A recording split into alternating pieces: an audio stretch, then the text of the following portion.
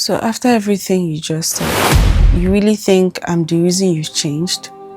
Because if that's true, then tonight you're finally going to hear my side. You said my tone pushed you away. You said my tone made you cold. You said my tone turned you into someone else.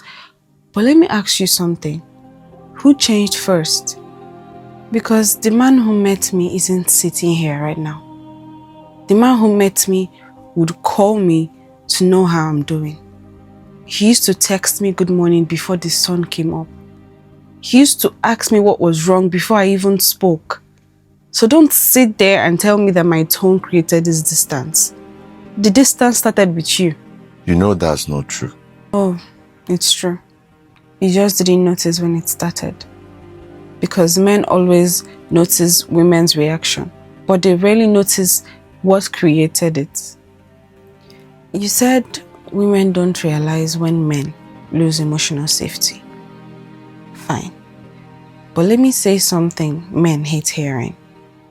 Sometimes a woman's tone is just the sound of a woman who has been ignored for too long. Not disrespect, not attitude, just frustration. Because when a woman acts nicely 10 times and nothing changes or happens, the 11th time will not sound so soft. So now I'm what? The villain? No. But you're not the victim either.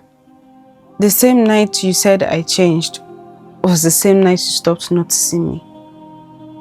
Remember the night I tried to tell you I felt lonely? You said you were tired. Remember the night I tried to explain to you that I needed more attention? You said you were stressed.